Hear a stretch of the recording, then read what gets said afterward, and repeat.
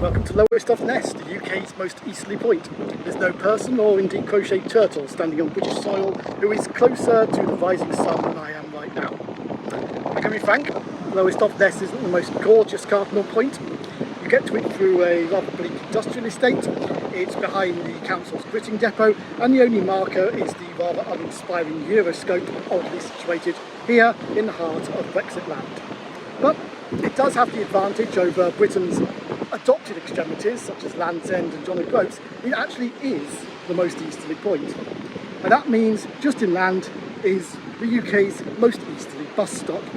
And first thing tomorrow, Turtle and I are leaving there on a 4-day odyssey across 3 nations to the UK's most westerly bus stop, travelling on local buses all the way. Because how else to spend a week in the tail end of a heatwave, with the bus network creaking under staff shortages and with a wave of bus cuts. Lowestoft, Britain's most easterly town, is physically a place of 2 halves, split in 2 by its harbour, aka Lake Lothing, linked only by a single lifting bridge. On the north bank, along with Lowestoft Ness, is a workaday port, given a new lease of life by offshore wind farm maintenance and a dying, empty high street. On the south bank, there are still traces along the long promenade of the grandeur of Lowestoft's days as a seaside resort. Appropriately, my hotel room has a great view of a bus stop. Unfortunately, it's not the UK's most easterly.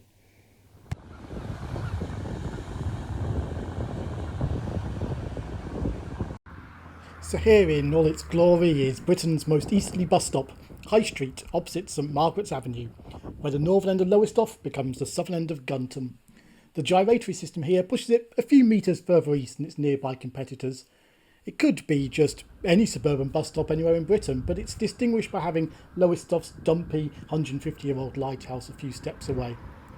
Because serendipity makes the rules here, not me, the first bus of the Odyssey and the first bus of the day from the stop is bus number 1, operated by, well, of course, First Bus.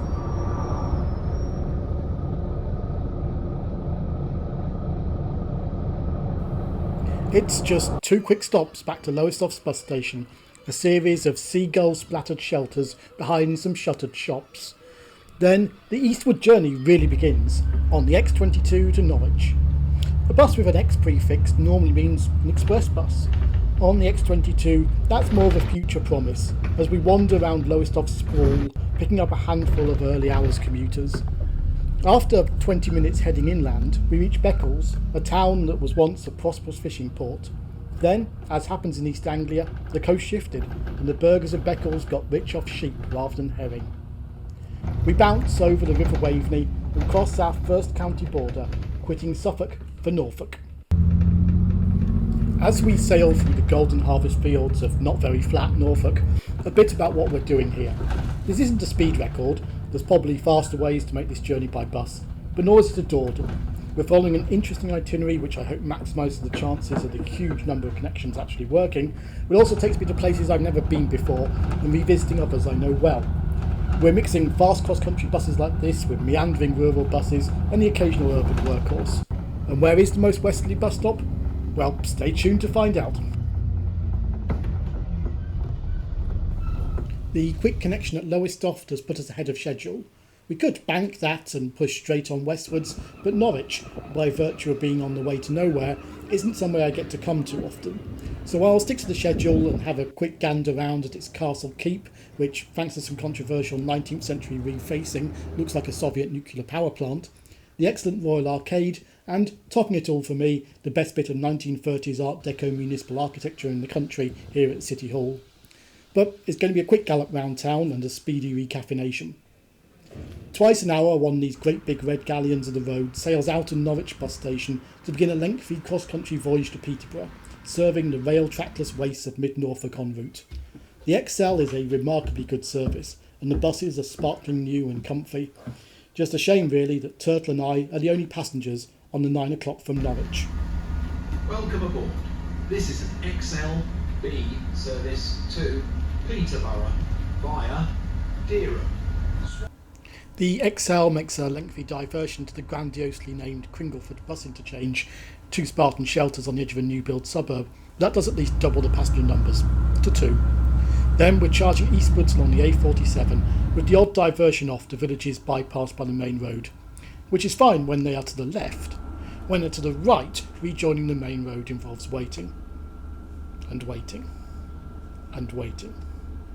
I do hope the lady we let on 12 minutes early with her bus pass in Wuthering, on the right, is grateful.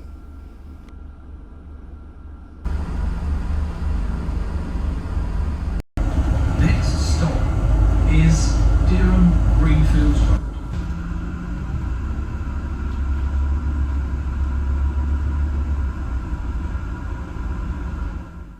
Then we're at Dereham, a small, proud, red brick mid-Norfolk market town, where the geographical midpoint of the county lies in the Tesco's car park. Where's the big church? Now on, past some solid flint napping on the church at Scarning, and 20 minutes later we're at Swaffham, which is, well, quite like Dereham really.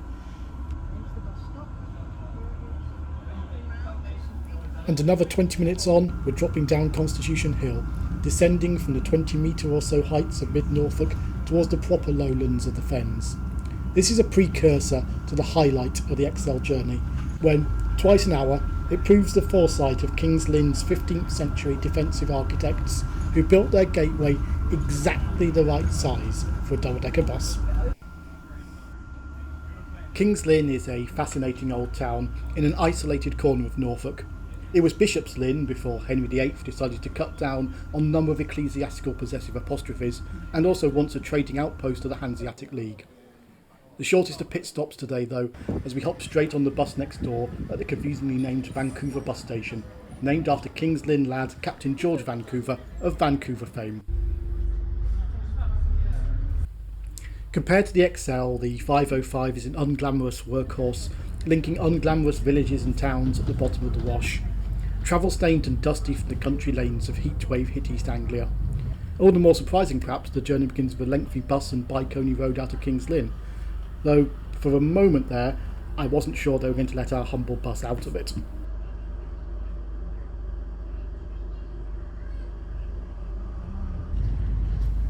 Released by King's Lynn's bollards, we sweep over the Great Ouse to enter the Fens proper. Slicing across billiard flat fields and meandering through red brick villages where the Ordnance Survey map's spot heights barely trouble positive figures.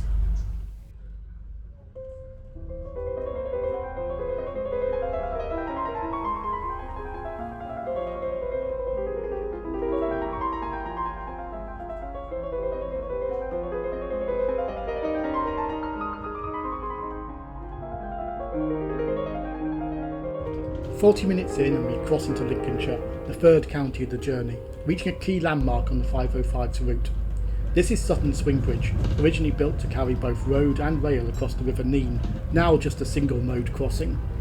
Near here, in these once liminal lands, King John's baggage train was lost fording the Wash, taking the crown jewels with it. They were never found. Not everything comes out in the Wash, it seems. The towns on the Lincolnshire side have at once an air of isolation, but also of the prosperity this land acquired when Dutch engineers paved the way for gentlemen farmers to get rich off rich reclaimed land. There's a reason that the district council here is called South Holland.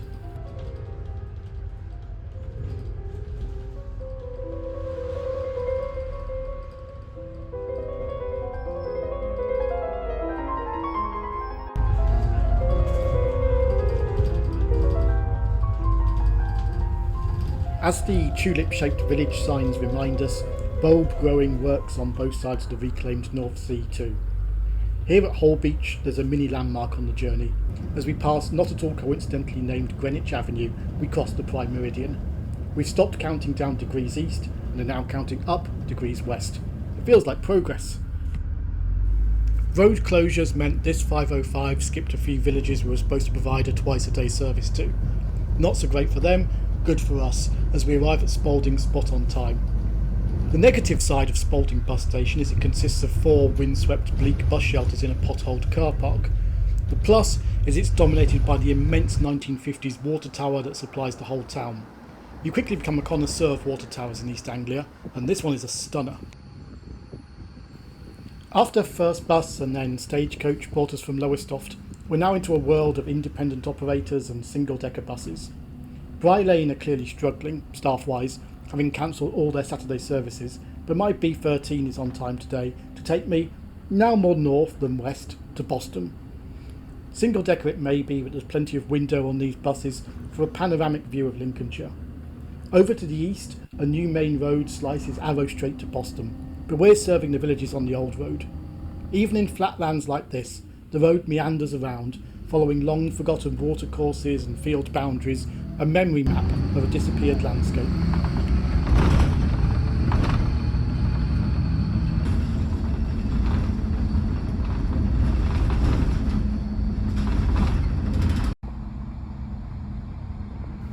Trundling through Boston's traffic, we get our first sight of the town's most famous landmark, the stump, or rather the tower of St Botolph's Church. It's surprising we didn't see it earlier, as at 81 metres tall it's visible from Norfolk, and with a lantern in the tower acted as a lighthouse for many centuries. Bry Lane changed their timetables this morning, but it's all fine. We seem to get an hour's break here rather than further along. And it's great to end the situation where I visited Boston, Massachusetts, but not Boston, Lincolnshire. The town has two geopolitical claims to fame. Firstly, when the nonconformist vicar of St Botolph's encouraged like-minded parishioners to join the Massachusetts Bay Company, and more recently when it gained fame or notoriety as Britain's most Brexity town, voting 76% leave. That notwithstanding, you can still get an excellent Polish fruit pastry from the artisan bakers by the bus station. Back at Bry Lane dominated Boston bus station for another largely northbound leap. Until yesterday, this was the IC5. Now it's the B5. A lady waiting complains to me that they keep changing the numbers. Bry Lane tell me on Twitter it's the first change for a decade. The B5 is a few minutes faster to Lincoln than the IC5 was. Given how convoluted the B5's route is, that's impressive. We're rattling here along the Frith Bank drain. In Lincolnshire you quickly realise that, contrary to general drain-phobic discourse, things called drains can be rather pretty.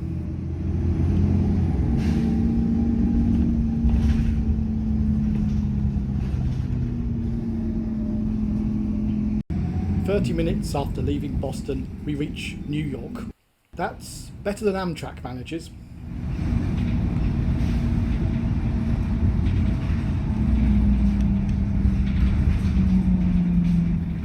A few more twisting lanes and we're passing the runway end of RAF Coningsby. The week before I travelled, Little Coningsby hit the headlines twice.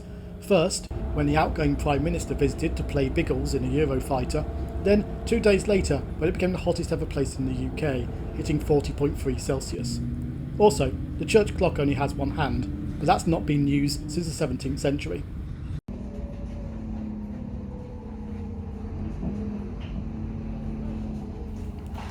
Coningsby is swiftly followed by Tattershall, then by Woodhall Spa, a somnambulant bit of Victoriana tucked away in the Lincolnshire woods. A forgotten and accidental spa town dating from when an unlikely attempt at coal mining delivered little in the way of fossil fuels, but plenty of iodine and bromine-rich water.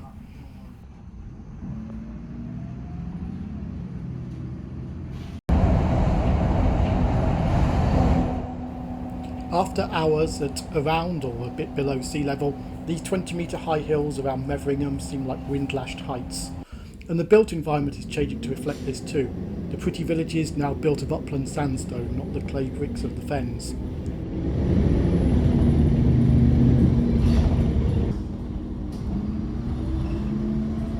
At last, we're on the Lincoln bypass, with a distant view of the cathedral. Why is a Lincoln-bound bus on the bypass? Well, one final loop in order to serve the hospital, which is opposite Lincoln Jail, from which the first Taoiseach, Eamon de Valera, escaped in a plot involving fruitcake and candle wax. It's too long a story to tell here. Look it up. Down the steep hill and we're at Lincoln bus station. Lincoln's a lovely place, but timetable changes meant Boston got our spare hour today. But worryingly, our onward bus isn't on any of the screens at the bus station. There is another option, but with an uncomfortably tight connection at Gainsborough.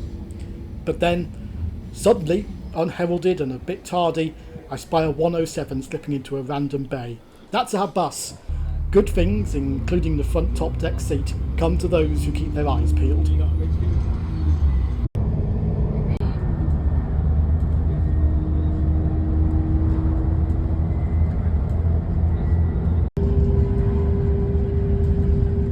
An narrow straight road like this is often a Roman road, but the A57 is actually this straight because we're following a Roman canal. That's the Foss Dyke over to our right, Britain's oldest canal, built in the 2nd century AD, refurbished in the 12th century, and still navigably linking Lincoln and the Trent.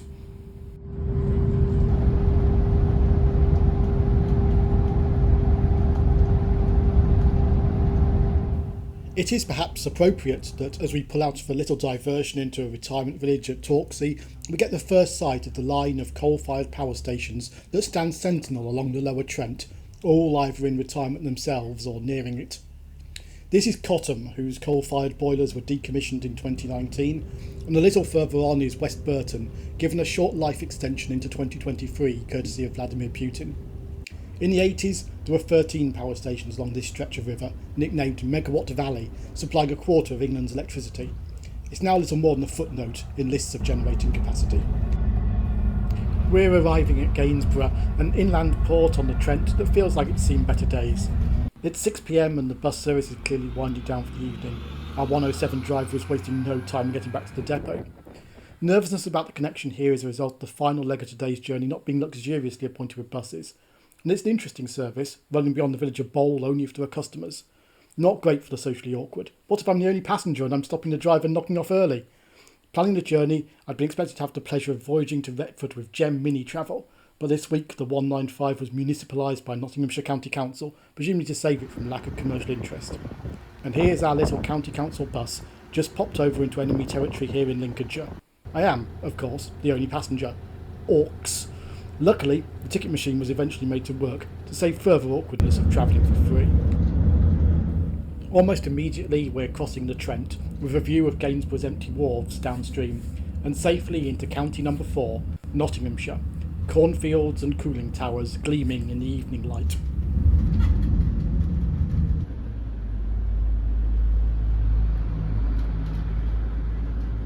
Great, so 2 buses there, they're at the same place.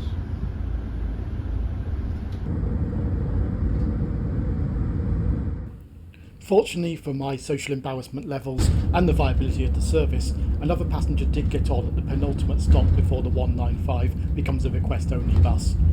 I wouldn't have wanted to delay my very friendly driver's dinner just for me to get to Retford. Thank you very much, good evening.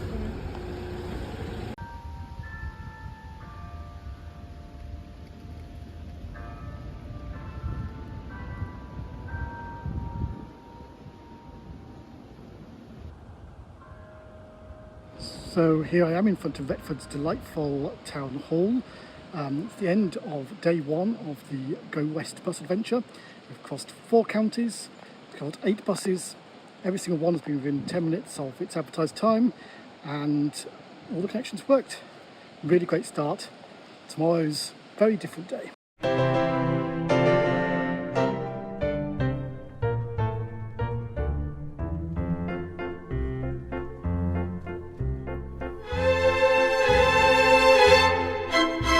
Horribly early on day 2, and the sunrise over my Retford hotel is consolation for being awake and checking Twitter for the latest list of Stagecoach East Midlands cancellations. I've been particularly worried about the next couple of buses, which have been frequent non-runners as driver shortages bite. Today though, the bus gods smile upon us, and I'm off to a bus stop well hidden under a tree by St Michael the Archangel's Church for my first bus of the day, the 43 to Worksop. Confusingly, it says Wensleydale on the front, but I'm assured that's a suburb of Worksop, as well as being a beautiful cheese-making valley many miles away in the Yorkshire Dales. After a counterintuitive southbound spin on the A1, just for one junction, we're into the endless woodlands of Cumber Park, once the seat of the Dukes of Newcastle. This northern corner of Nottinghamshire is called the Dukeries, because before coal became the key local claim to fame, it contained the ancestral lands of 4 whole dukes. The endless stream of lorries through the woods and all the high vis on this early morning bus is a clue as to what comes next. Bus journeys in the old coalfields often involve lengthy loops around industrial estates on the sites of former collieries, and the 43 is no exception. This is the former pithead of Manton Wood Deep Mine, now home of, among others, the vast sheds of Wilco, Solway Foods and Greencore.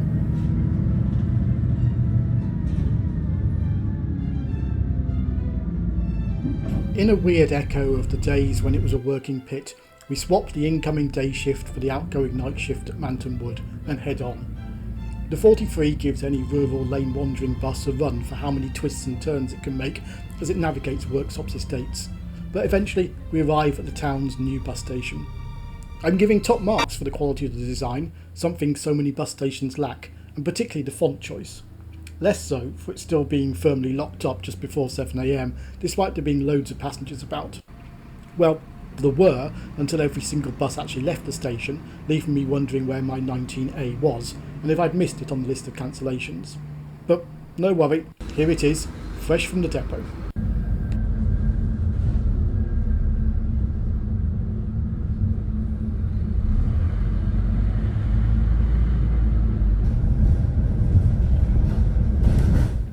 Today is already outpacing yesterday in terms of altitude, and we've barely begun. Up on this 50-metre high plateau of cornfields and woods, we're crossing into South Yorkshire, our 5th county. You can tell you're in South Yorkshire when the bus stops turn blue.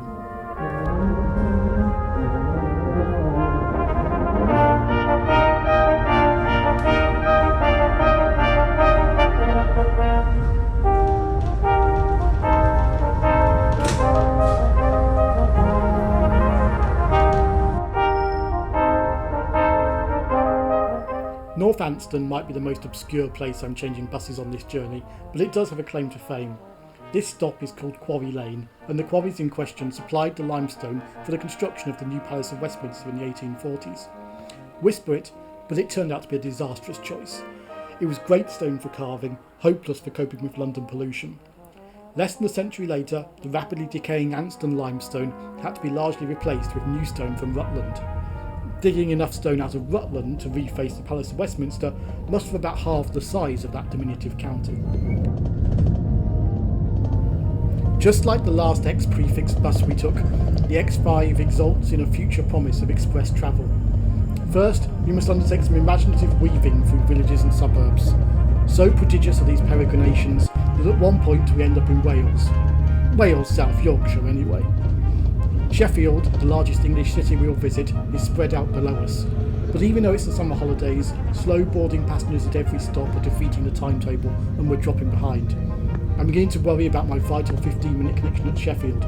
Truth be told, I've always been worried about it, but hope that First Bus South Yorkshire's timetable compilers knew better than me. Through Orgreave, a name redolent to the pitched battle between police and striking miners at its coking plant, described by historians as almost medieval in its choreography, then finally a burst of speed along urban dual carriageways. We're easing into Sheffield round the far from sylvan gyratory of Park Square, and we need traffic lights in our favour.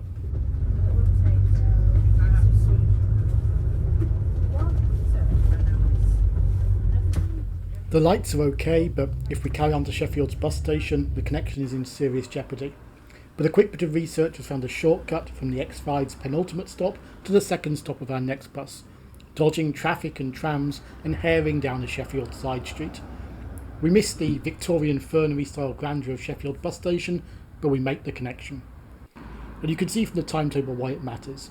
The 0826 is the only direct bus of the day to Holmfirth. And here it comes now. Oh, it's a cute little optare. Sorry, not doing bus spotting on this channel.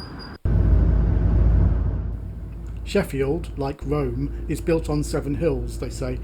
The 29 seems to ascend and descend the majority of those on the roller coaster urban section of its route to Chapeltown, but mere molehills compared to what is coming.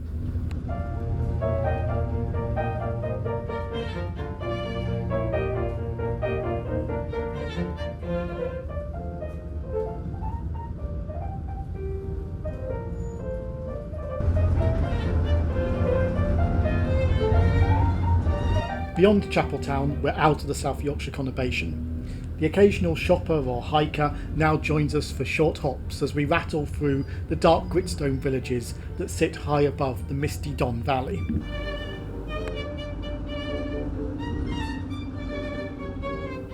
Next town along is Penistone, where the community-owned Paramount Cinema hosts one of the few remaining cinema organs in the country. And on a family-friendly channel, that's the only mention of organs I'm going to make in a town called Penistone. We sit outside the church for 10 minutes so the driver can enjoy his yoghurt, and more generously so the clock can tick over to 9:30am and bus passes can be valid on the next very rural bit of the route where we're the only bus for a good few hours.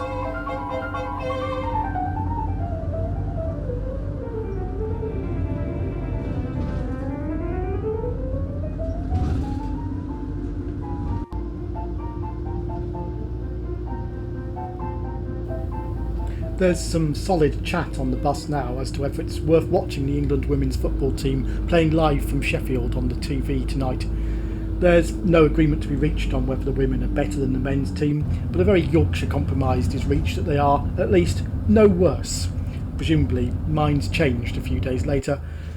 We're doubling back on ourselves now, heading briefly south to serve the tiny Pennine hamlet of Dunford Bridge. A few houses huddled in a wet valley and a car park full of contractors busy threading high voltage wires through what were once the tunnels of the Transpennine Woodhead Railway, a disused artery for South Yorkshire coal to feed the industrial northwest.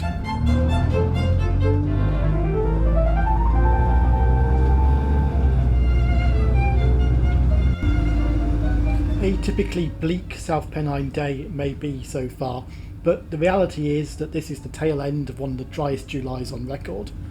The brown scar below us is where Windsor Reservoir ought to be. At least its little feeder reservoir behind the next dam still holds some water against the coming demands of August. Over the top of the hill at Snittlegate, and we're across the border into County No. 6, West Yorkshire, and down into the congested streets of Holmfirth, where the 29's 100-minute-long odyssey finally ends at the Petite bus station. Holmfirth is, unaccountably, more famous for being the filming location of ageing comedy Last of the Summer Wine than for its bus shelters cantilevered over the River Holme. I love these slightly anarchic South Pennine Valley towns, which somehow straddle being commuter towns, slightly counterculture havens, and low-key tourist hotspots. In particular, I love their independent bakeries. This fine example of a Yorkshire fat rascal will keep me going on the short hop to Huddersfield. It's nice to be back in my natal county of West Yorkshire, not least because its proactive passenger transport executive provides some great value fares. £5.50 covers any bus operated by anyone all day. It makes a nice change from the detective work you have to do for fares in some other areas. It's just 30 minutes spin up the valley to Huddersfield on the well-used 310, through lush woods, then into the heavy woolen mill territory of the Colne Valley, the chimneys rising from the low townscape as proudly as campaniles. Huddersfield bus station has a slight air of a mini Preston. If you've seen my Bus 24 video, you'll know what I'm talking about. But there's only one station really worth seeing in Huddersfield, and that's the stunning railway station and its accompanying statue of local lad and four-time election winner Harold Wilson. There's time for a quick trot down Railway Street, and there's always time for a selfie with the wonderfully anti-heroic and pipeless Harold. Back at the more workaday but gleaming bus station, and we're reverting to little single-deckers on convoluted mountaineering routes to take us to the next valley. The 901 is run by a little outfit called TLC Travel. Some of the roads this route takes will need approaching with some TLC, so that's reassuring. It's a continuous climb out of Huddersfield, lined by angled Victorian villas, to the appropriately named suburb of Mount. Then we leap the Transpennine M62 to enter open country.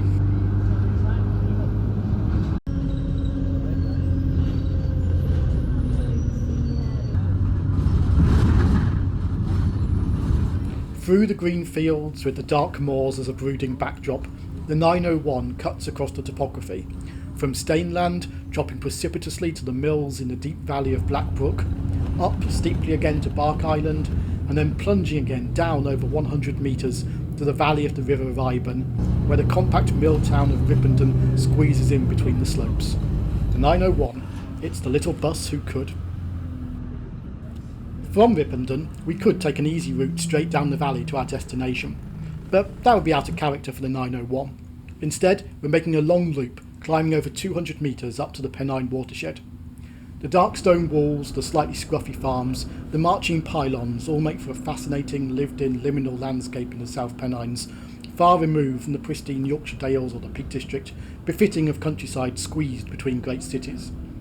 We reach the moorland summit at Blackstone Edge, where parliamentary forces once held off a royalist cavalry assault on this strategic ridgeline. For a moment, we dip into County 7, Greater Manchester, before rapidly swinging right at the dark waters of Blackstone Edge Reservoir to flee back to West Yorkshire.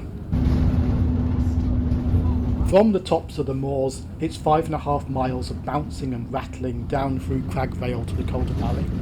It's claimed that this is the longest continuous ascent, or descent in our case, anywhere on the English road network. Compared to some other hills this bus has done, it's gentle stuff, but the long drag nature of it brought the Tour de France this way in 2014.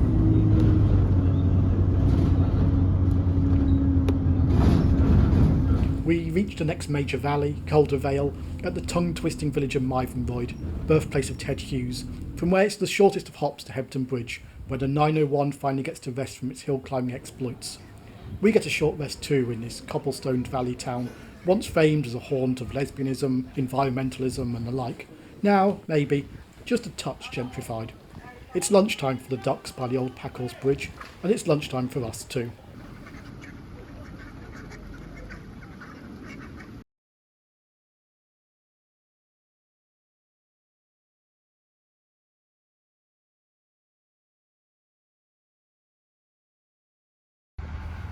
We're sadly turtleless, but at least my next bus is one of my favourite routes out there.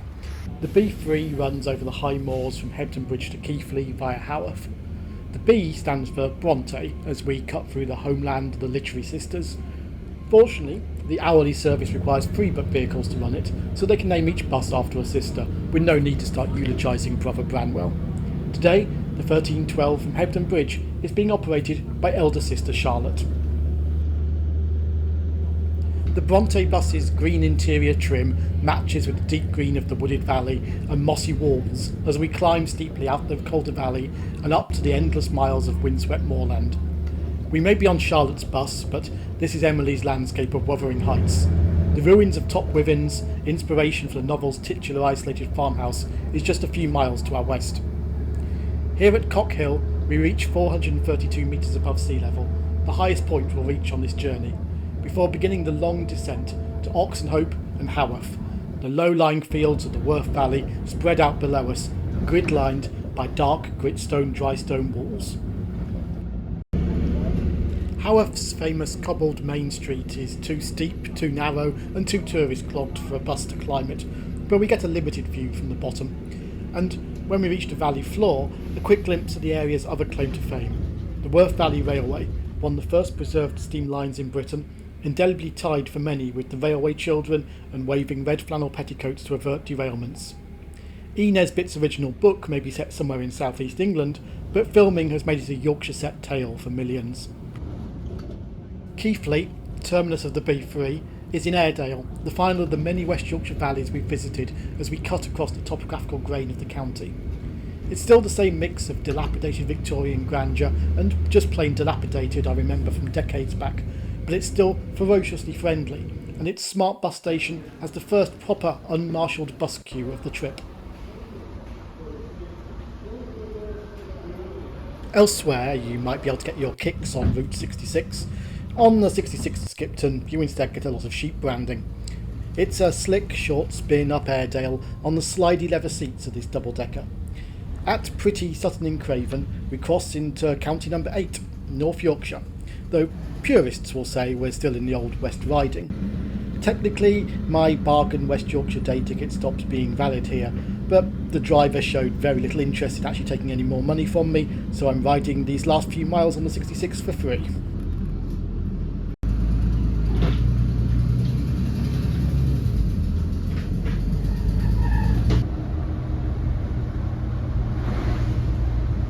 The next stop is Connolly Lane End.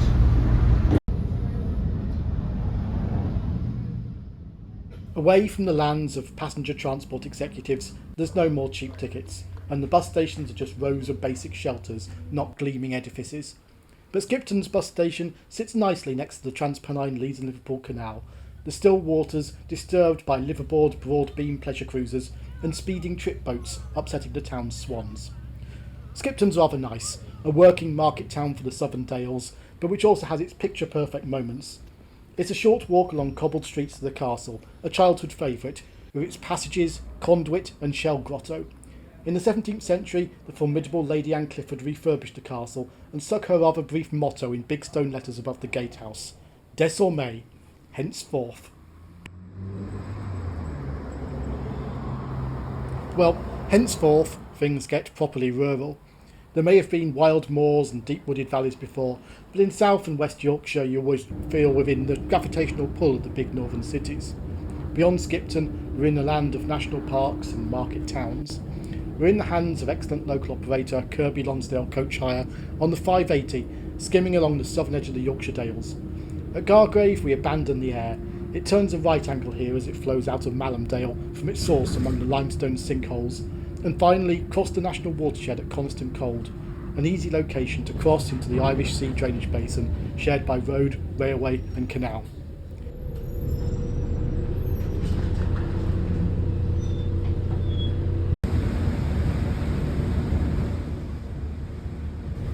No sooner are we in the western, wetter half of the UK than the weather turns, and we arrive in Settle, better known for its railway than its buses, in heavy rain. We pull up beside the landmark Oldie Naked Man Cafe. The name apparently comes from it being an undertaker's many centuries ago. Our driver heads inside to get himself a paper bag full of sandwiches, and the bus magically becomes the 581 to Kirby Lonsdale.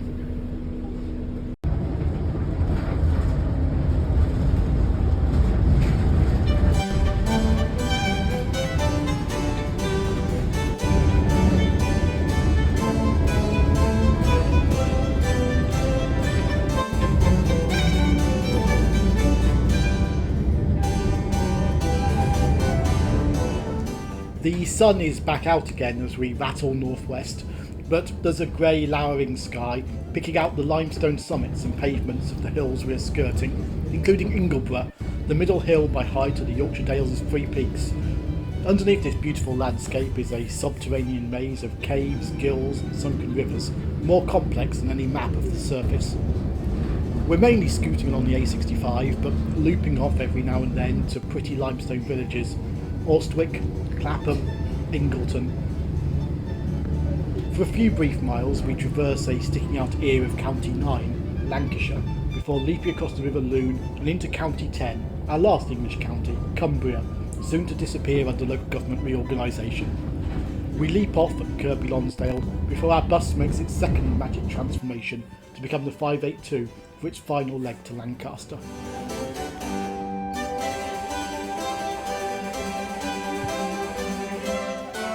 Kirby Lonsdale is a somnambulant, higgledy, pretty market town of a couple of thousand people, perched on the Lancashire-Cumbria border. The town's greatest claim to fame is Ruskin's View, the panorama over a graceful curve of the Lune, so called because John Ruskin gave up being grouchy for once and called it the loveliest view in England, surpassing anything in France or Italy. He'd be grouchy now. The path to the view is closed indefinitely because of severe weather destabilising the bank. Now well, back to New Road for my solitary wait for the next bus.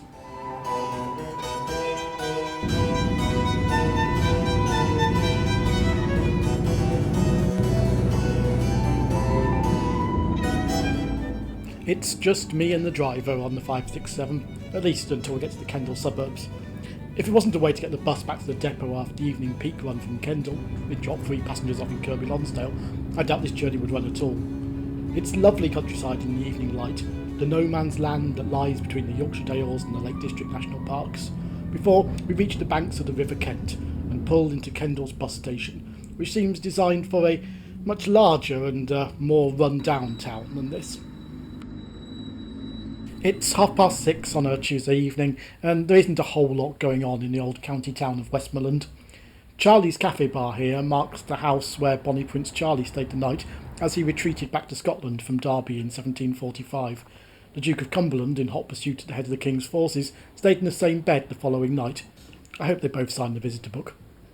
Befitting the latitude, there is a slightly Scottish air to Kendal, in particular the narrow yards running off the High Street. This one is imaginatively just called Yard 5, running between almost tenement height houses, remind me of Edinburgh's Old Town. We're back at the bus station for our final bus of the day. The 555 is one of England's great bus journeys, storied in song and fable. Or it should be. It runs from Lancaster right through the heart of the Lake District to Keswick. However, At this time in the evening, it's not running that far. This service turns at Grasmere, clearly wary of tackling the high passes late at night.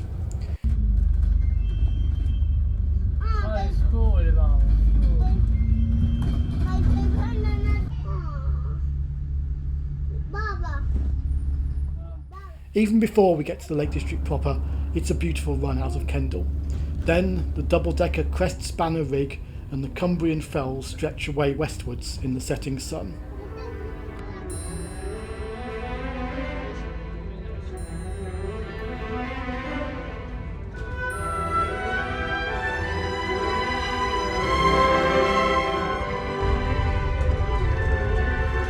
Normally the 555 calls at Windermere's railway station high above the lake and then immediately turns north, but in the evenings when local buses are fewer, it instead squeezes down through holiday-thronged Bowness to turn at the steamer pier. It's added 10 minutes to my journey, but on an evening like this no one is complaining as the sun glints off the surface of England's largest lake.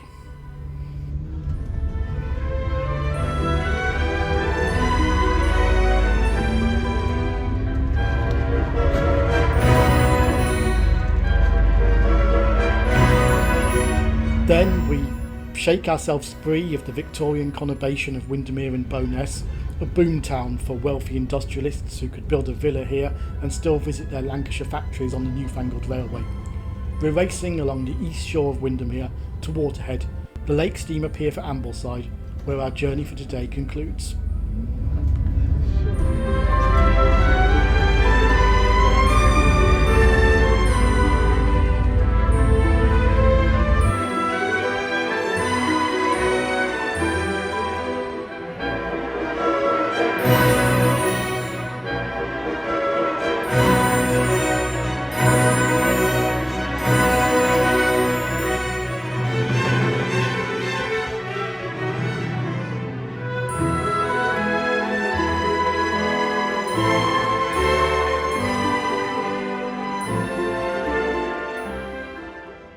Here we are at Waterhead at the very northern end of Windermere, England's largest lake.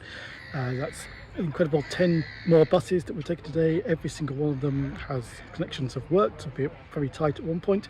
Really feels like we made a lot of distance today. There's a big difference between the former coalfields in Manton Wood in Nottinghamshire and the heart of the Lake District National Park.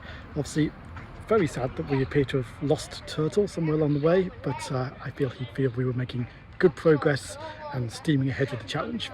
See you tomorrow.